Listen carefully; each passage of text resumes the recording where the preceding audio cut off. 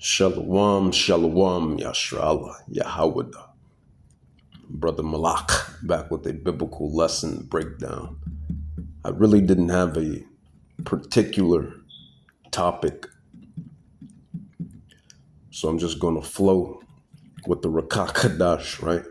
I'm just going to flow with the Rakah Kadash, the Holy Ghost, if you will, or the Holy Spirit, if you will, right? But then again, I guess I got a little theme as well, because these are certain scrolls that I'm going to dive into. They play on a certain theme, so I guess I should say I don't have a concrete name or title, but the theme will be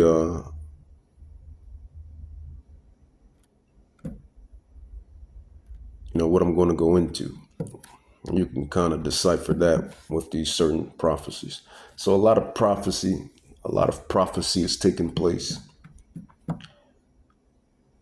If you want to say it's man-made propaganda, or if you want to say it's truly a divine prophecy by Hamashiach, Yahweh Shai, and Yahweh, the Ancient of Days, it's still prophecy, nonetheless, right? Nonetheless, earthquakes, 6.4s and 7.5s and 7.1s, uproars, wars, rumors of wars, specifically with this Iran and which is Persia. Iran is Persia in the scrolls. So this has great significance. USA, Iran, and Israel, right? The imitation, right? We know who the real Israel is, according to prophecy. According to prophecy, the real Israel will have no army. The real Israel will be in exile. The real Israel will be under divine curses. Deuteronomy chapter 28, 1 through 68, right? The real Israel would be coming back to understand who they are and who they always been, right? But Persia, Iran, and America, which is Babylon. So basically, you have Persia and Babylon, going to war, right? They've been going to war for quite some time, since February, right? Supposedly, right? So it's heating up. It's heating up. It's heating up. This draft that's supposed to take place, that's supposed to manifest within the coming months. Some say December, some say November, but basically the fall, right? Fall time. But I find that interesting, huh? They wait to fall time. Why not? If everyone is in war, why not do it now, right? But it is what it is, and it was what it was. So you see these things happening. You see these data centers being built, created, manifested, established throughout the states, and established probably throughout the world. Who knows? Only Yahweh knows, right? These things are going to be they're going to be instruments, if you will. They're going to be instruments for the coming digital world, right? In which we're already in this digital world. Your phones, your socials, your apps, your computers, your internet. It's already a digital technocracy, right? It's already digital. Everything is already digital. They just need the perfect catastrophic event to bring it all in, right?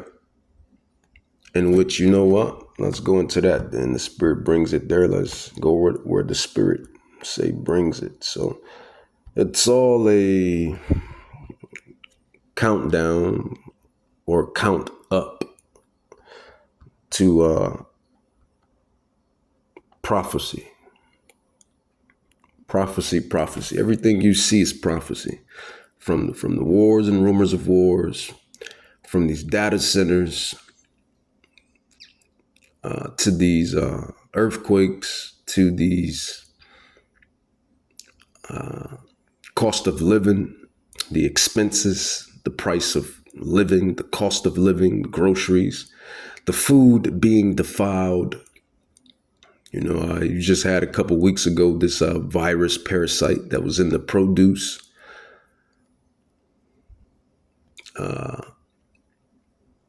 From certain pestilences and diseases. All of these things is spoken of in the scrolls.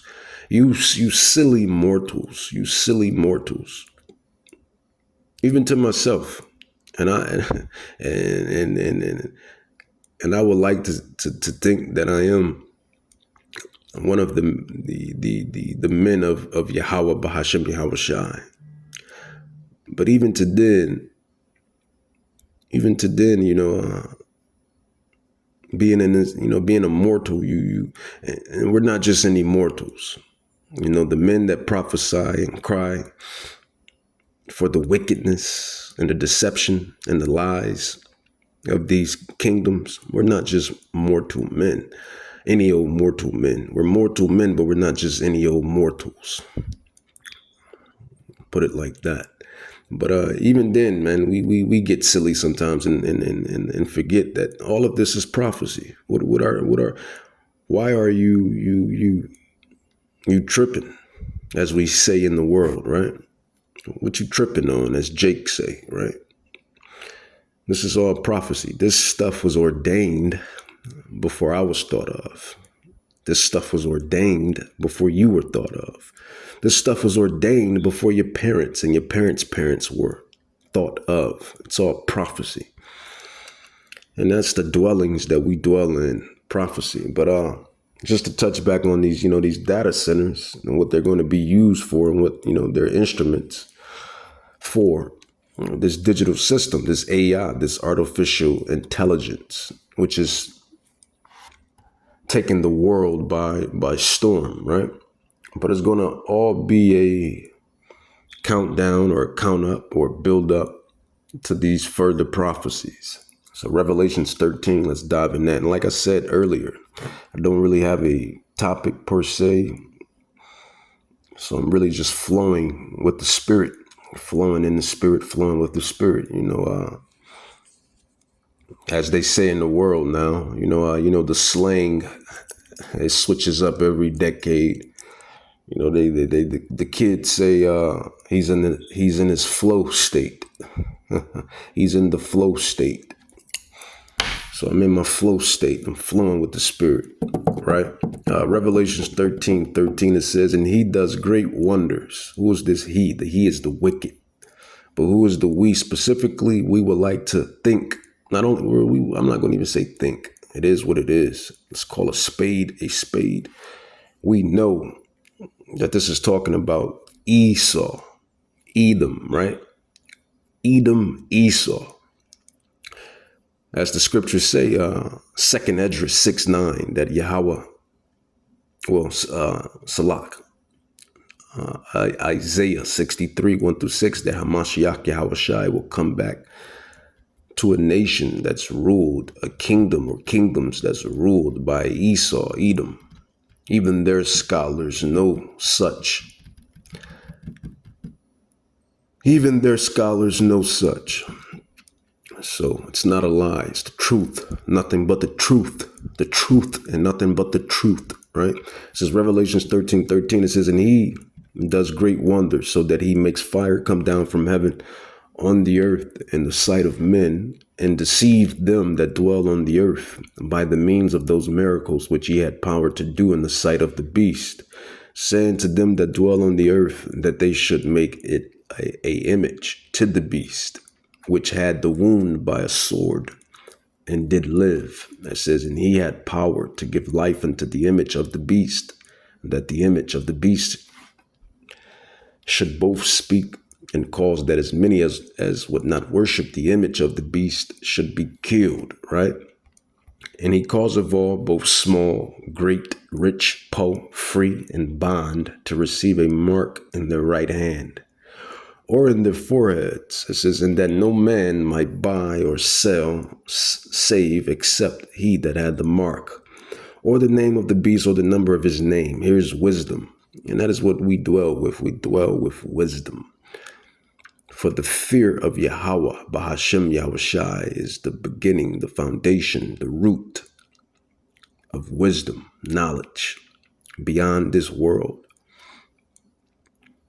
We truly have knowledge and wisdom beyond this mortal realm. Spiritual, divine knowledge, wisdom. So we don't take it lightly. And you shouldn't take it lightly. For those that know this truth, you shouldn't take it lightly. This is knowledge and wisdom beyond this mortal realm. It's all spiritual and divine, and it wasn't given to us by our own merit, obviously.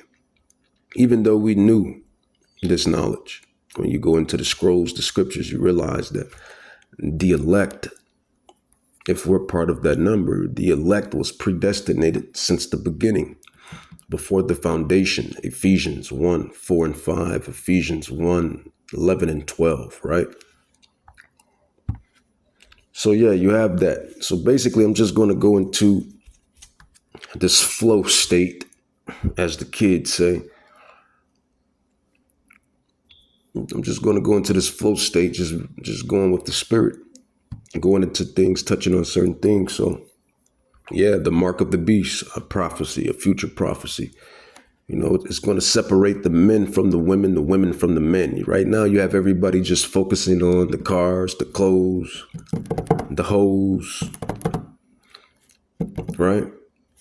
The sweet things, the comforts in life, right? Right? And there's nothing wrong with that to a extent, because the earth was created to possess such things. But the time frame that we're in, specifically, according to you Israelites, you know, the time frame that we're not in the time frame of the kingdom. That's pretty much what it is. We're not in the kingdom time frame. We're in the time frame of prophecy being fulfilled. Jacob's trouble. You know, it says Jacob's trouble, but it's really everybody's trouble. When you think about it, I mean, this damn devil Esau, he doesn't care about nobody, not even his own. And you see that when you look at the earth, you know, all of these land grabs, all of this catastrophic climate and weather. It's really the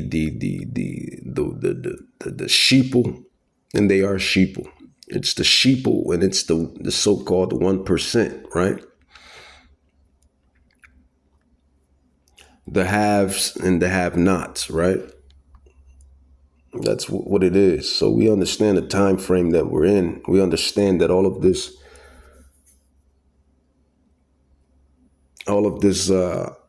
distractions, all of these distractions, rather. I was going to say all of this mess, but all of these distractions are nothing but distractions. You know, the bread, the circus and the bread. You know, your entertainment, it's nothing but bread and circus. Ultimately, it's nothing but bread and circus. This whole matrix, it's nothing but bread and circus and distractions to keep you from understanding the truth of the whole matter. But the elect, electos in the Greek, the electos, or electos, however you want to pronounce it or announce it and say it. The elect has been given the spiritual eyesight to pull the wool, to look beyond the wool, to really understand what's really going on. It says Proverbs 4:16 through 17. It says, "For they sleep not except they have done mischief, and their sleep is taken away unless they cause some to fall."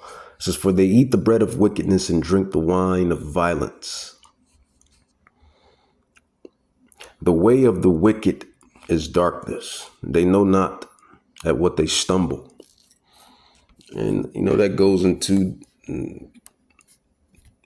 particularly the wicked, but we know who's the wicked. We understand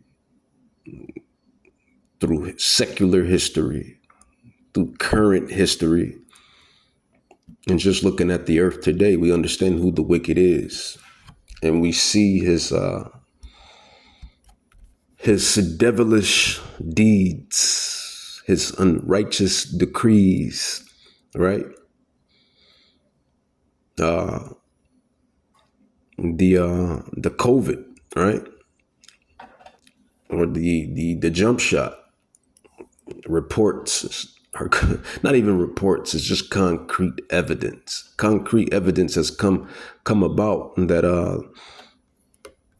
the jump shot was false. It was a farce. And guess who knew that anyway? The men of Yahweh Bahashem Yahweh Shai. We knew it. We seen it when it came on the scene. You know, the Holy Spirit, the Rakak Kadash reveals all things. And we were telling you idiots to double down. Double down. But, you know, these people don't have faith in Yahweh Bahashem Yahweh Shai. You know, they have faith in the king of Egypt, so to speak. Let's go to that. It says, Yahweh says, do not have, they trust in the king of Egypt.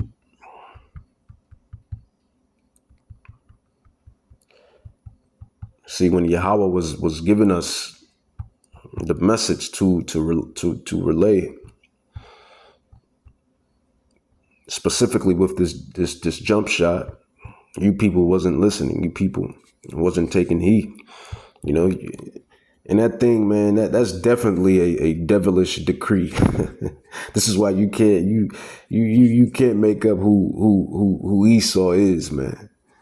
You can't make up who Esau is. That definitely was a devilish decree, an unrighteous decree, a devilish deed, man. This man literally had millions of people, not only the chosen people, the Israelites, but the rest of the heathens.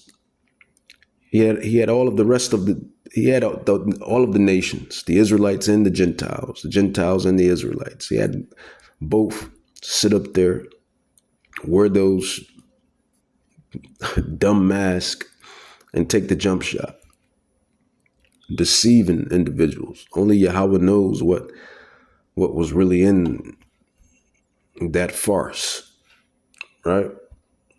That lie, because that's what it was. They trust in the king of Egypt. You know, let's see. We go with Isaiah. We can go with Prophet Isaiah. Prophet Isaiah 30, 12 through 14. It says, "Wherefore thus says the Holy One of Israel, who is the Holy One of Yasharallah. It is Yahweh Bahashem Yahushai." It says, "Because you despise this word and trust in oppression and perverseness and stayed thereon. Therefore this iniquity should be to you as a breach, ready to fall, swelling out in high walls, whose breaking cometh suddenly at an instant. And he shall break it as the breaking of the potter's vessel, that is broken in pieces. He shall not spare, so that there shall not be found in the bursting of it shard to take fire from the earth, or to take water withal out of the pit. And that's what happened. That happened contextually, but we prophets, we bring it all the way in twofold, threefold, bring it in metaphorically and with analogy. But technically it happened literally, because you people died, man. Families were destroyed. People died. People are ill. Only Yahweh knows the effects later on throughout their lives. And it's going to be short anyway. All of this stuff is short. So then I don't think we have another 10, 15. Just me speaking as a mortal, but not just any mortal. I don't think we have another 10 or 15 anyway. The way the prophecies are going, Yahweh willing, those chariots and the mighty angels coming in flames of fire, Yahweh willing, they be here tomorrow. Yahweh willing, they be here tomorrow. Those angels, those mighty angels full of flames and fire, and the chariots, and Hamashiach, Yahweh Shai, Yahweh willing, they be here tomorrow. But yeah, that was a good one. But another good one is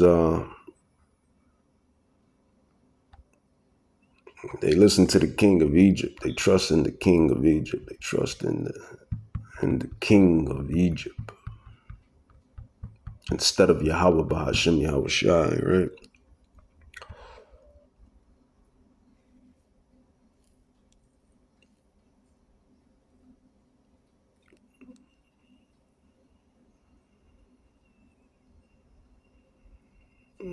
Where is it?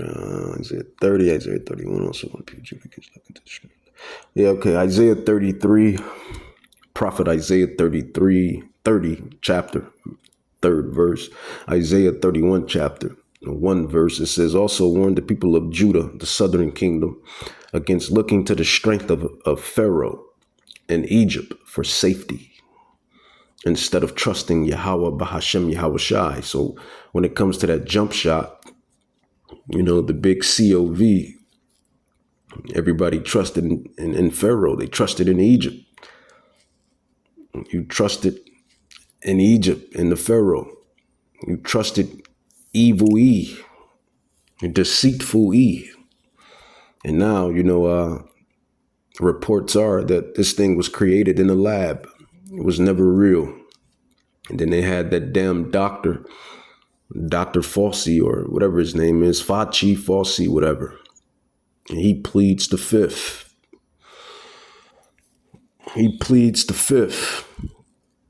Right? So that's what happens when you trust in Egypt and you trust in your pharaohs, or the Pharaoh, rather. That was my whole point of bringing that in and drawing that out. So, yeah, and like I said earlier within this lesson, I'm just flowing with the Spirit, just breaking things out, because I really didn't have a concrete subject. So you see, these are the things that's taking place on earth. And this is just the beginning.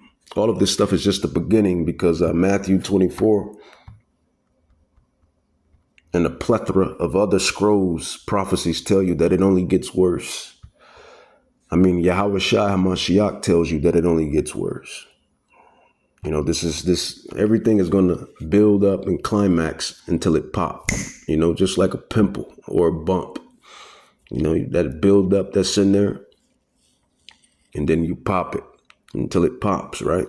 And that is, when it pops, that is the return of a Mashiach Yahweh Shai, and hence Armageddon, and hence, everything leading up to that final prophecy, prophetic event. And we're close. We're closer than people think. We're closer than what people think. Luke 12:49, it says, I am come to send fire on the earth, and what will I if it already be kindled? And that's red letter. So you know that comes straight from the lion's mouth. You know the saying goes horse's mouth, but the lion's mouth. And then I finally did research, more study, and that's what we prophets do. We're very intelligent, spiritual men. We're very spiritual and we're very intelligent. But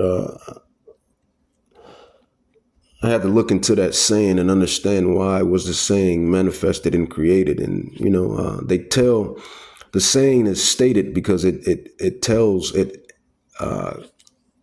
Originally, it tells the age of the horse.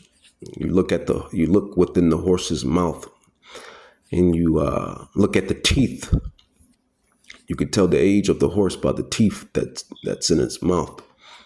So that's why they say straight from the horse's mouth. That's where it originated from. But I digress. It says Luke 12:50. It says, "But I have a baptism to be baptized with, and how am I straightened till it be accomplished?" Luke 12:50. So Yahweh Shai, he's coming to bring fire, thunder, storm, destruction, if you will, metaphorically, but literally he's coming to bring fire. Literally, so suppose ye that I am come to give peace on earth, and that's what people are looking for. People are looking for peace on earth, but you're not going to find it. You're not going to. You're never going to find eternal peace on earth. Specifically, you Israelites.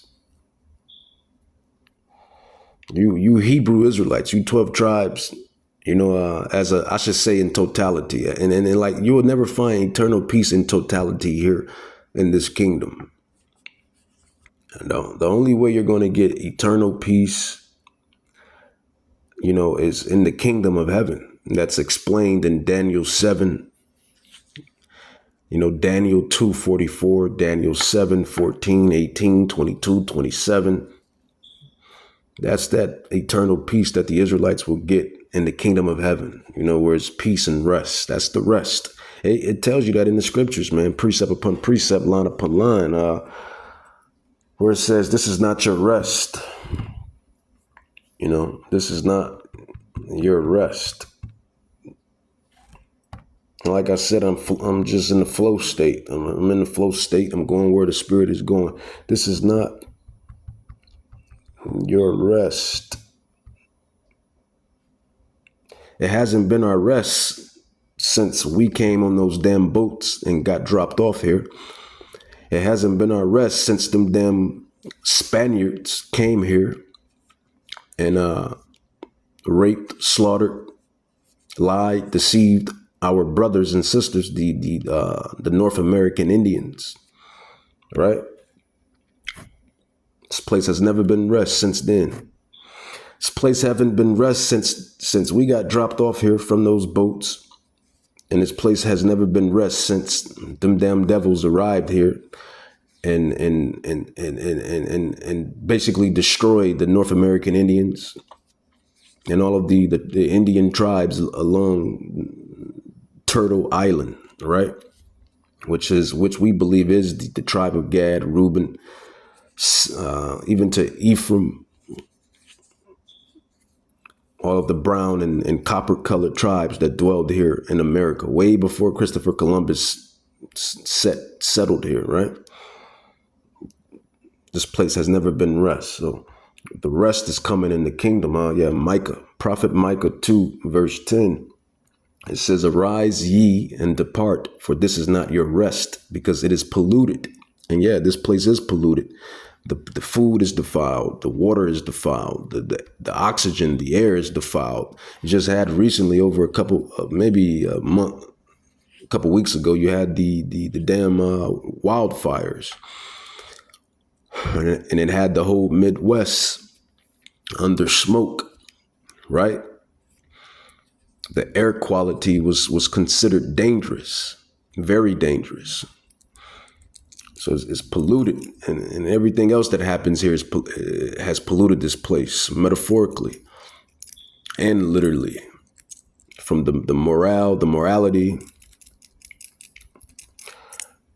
to the human trafficking, pedophilia, bestiality, adultery, fornication, pornography, the morality of the people, the thoughts, all of this stuff, the actions, the ways, all of this stuff has polluted, has polluted, this place and the people. People are polluted. Micah 2:10, it says, arise ye and depart, for this is not your rest, because it is polluted. It shall destroy you even with the sword destruction. So that's why we don't look for rest here. It says Luke 12:50, but I have a baptism to be baptized with, and how am I straight until it be accomplished? Suppose ye that I am come to give peace on earth? I tell you, nay, no, stupid, no, nay, but rather division. So this is why you see the world the way it is. Because Hamashiach Yahawashi and the Israelites are not ruling. That's really the truth of the whole matter. The Yahawashi and the Israelites are not ruling. That is why the world is in shambles. That's truly the whole matter. Because when King Solomon ruled, which was a precursor of Hamashiach Yahawashi, but when King Solomon ruled, we had 30 years of peace. It was 30 years of peace on the earth. And that was just a pre-run. That was just a preview. That was just, a sample of what was to come when Hamashiach Yahawashi returns and gets rid of these wicked kingdoms. Persia was a wicked kingdom. The old Babylon was a wicked kingdom. Old Rome was a wicked kingdom. Greece was a wicked kingdom. What else? Persia, Babylon, Rome, Greece, Assyria was a wicked kingdom. And now they're all wrapped up in one. Sweet old America. Sweet old America is all of those wicked kingdoms wrapped in one. It's a whole gumbo. It's a mixture. It's a gumbo of all of the wicked kingdoms wrapped in one. That is what America is. America is spiritually Egypt. America is spiritually Sodom and Gomorrah. America is spiritually Greece. America is spiritually Rome. America is spiritually Assyria. America is spiritually Babylon.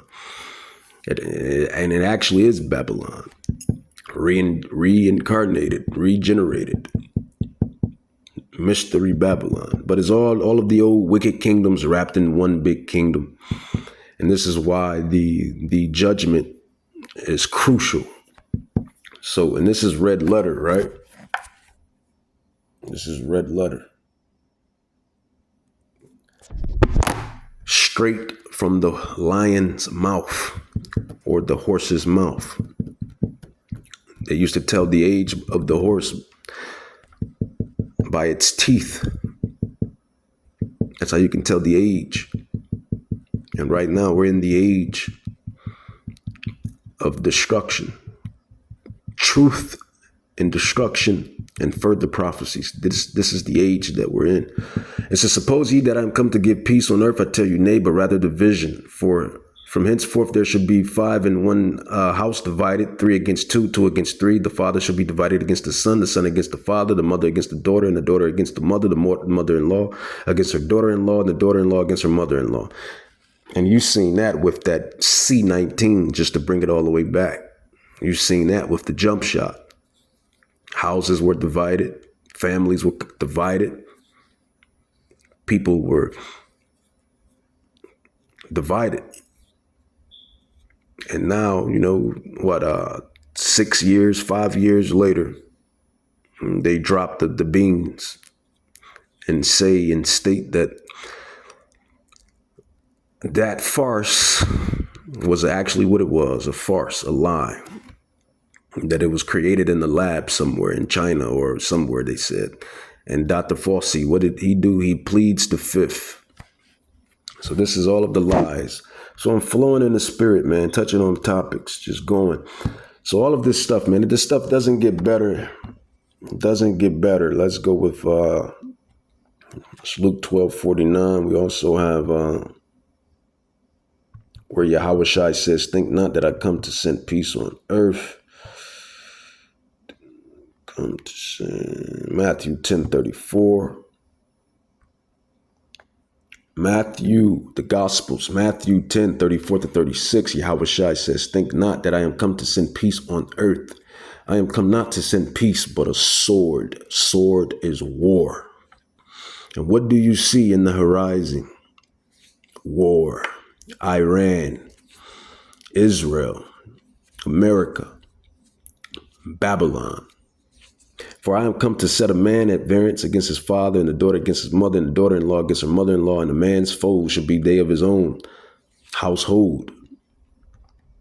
And that's probably happening all around, right? But the point is division. No peace on a small scale, no peace on a big scale. This is all prophetic. This is all prophecy.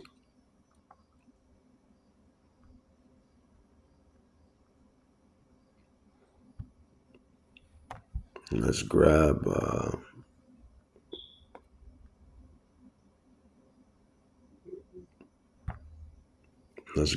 Second Thessalonians chapter 2. And why is he? And I kind of touched on it, but why is he coming with such? Why is Yahweh? Why Yahweh Shai? Why is he coming with such anger, indignation? That's really what it is: anger, indignation, and urgency. Because he tells you, as far as the urgency go, he says, behold, the third woe comes quickly. Roughly paraphrase, urgency. Hold that which you have. Let no one take your crown. Urgency. There's another precept, another scroll. That, repent, for the kingdom of heaven is at hand. Urgency. So it's urgent.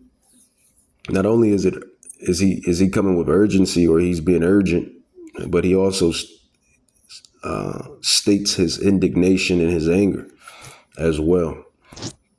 So these are the things that the elect will have in mind, not the people of the world, right? Because they're lost in the sauce. They're in la la land. They're in la la land. But then you do have, individuals of opposition, because they oppose Yahweh Shai. You have the antagonist and the protagonist. You have the protagonist and the antagonist, but you do have those that oppose of Yahweh Shai, that understands the sense of urgency, that understands what Yahweh Shai is coming with: destruction, indignation, fire, war. They understand that. This is why they're building their bunkers. This is why they're building the bunkers. This is why this is why they're establishing what was it? Salah. Forget, but this is, bunkers. As far as the bunkers go, they're establishing these bunkers underwater, underground cities. That's what it was. They're establishing these underground cities and these bunkers. They're stacking up on these supplies, food, raiment, armory, right? Weaponry. So you have those that know what's coming down the pike. All of these ultra rich individuals that have moved out, right? Everyone sees the writing on the wall. Everyone sees the writing on the wall, and you can no longer kick the can down the road. This is all prophecy. Part 2.